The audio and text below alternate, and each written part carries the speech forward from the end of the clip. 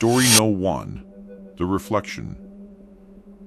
Sarah moved into her grandmother's old Victorian house after the funeral. The place was a time capsule, floral wallpaper, antique furniture, and an ornate full-length mirror in the master bedroom that seemed to draw her attention. The first night, she noticed something odd. Her reflection in that mirror appeared to move a fraction of a second slower than she did. She convinced herself it was exhaustion from the move. Days passed, and the delay grew more pronounced. By the end of the week, her reflection was moving independently. It would smile when Sarah frowned. It would wave when Sarah stood still. At night, Sarah would wake to find her reflection standing at the mirror, staring back at her from across the dark room, even though Sarah herself was lying in bed. She tried covering the mirror with sheets, but every morning, the sheets would be neatly folded on the floor. She tried moving it to the basement, but it would reappear in her bedroom by nightfall, as if it had never been moved. One evening, Sarah decided to confront whatever haunted the mirror. She stood before it and demanded to know what it wanted. Her reflection smiled, a cold, cruel smile Sarah had never made in her life. Then it spoke, though Sarah's lips remained closed. "I've been waiting so long," the reflection whispered. "Your grandmother kept me trapped for 60 years. But she's gone now, and you're not strong enough to keep me here." The reflection reached forward, its hand pressing against the glass from the inside. The mirror rippled like water. Sarah tried to run, but her legs wouldn't obey. She watched in horror as the reflection's hand emerged from the mirror, then an arm, then a shoulder. It pulled itself out completely, a perfect copy of Sarah, but with eyes that were entirely black. The doppelganger grabbed Sarah by the wrists and pulled with inhuman strength. Sarah screamed as she was dragged toward the mirror's surface, which opened like a hungry mouth. Their positions reversed in an instant. Sarah found herself trapped inside the mirror, pounding against the glass, screaming silently. Her doppelganger smoothed down its hair, practicing Sarah's expressions in the reflection.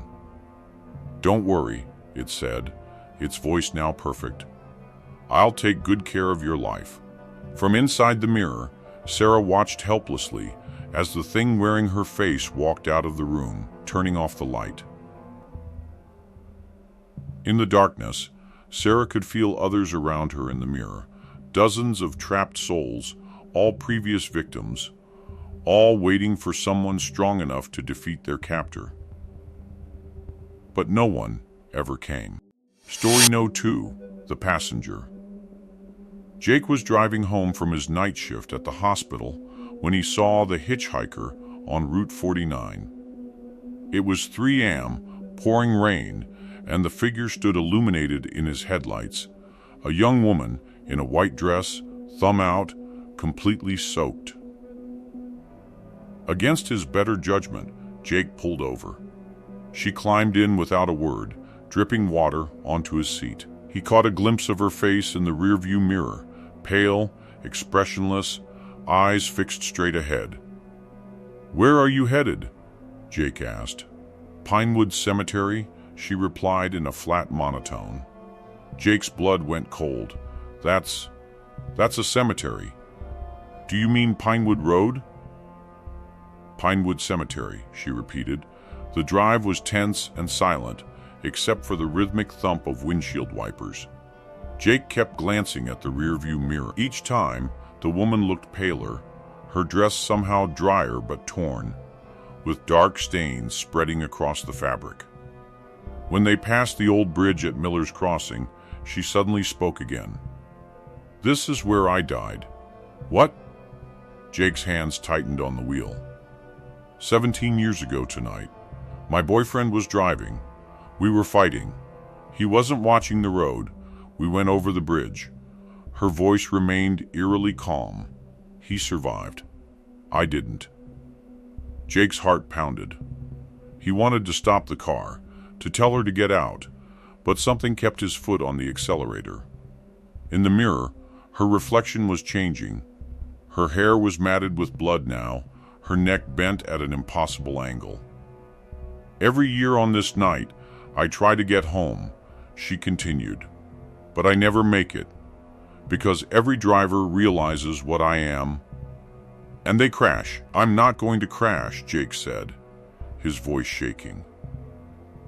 She finally turned to look directly at him, and he made the mistake of meeting her eyes in the mirror. They were empty sockets, bleeding darkness. "Yes," she whispered. "You will." Jake's hands froze on the wheel. His body was no longer his own. He felt his arms turning, felt the car veering toward the bridge railing.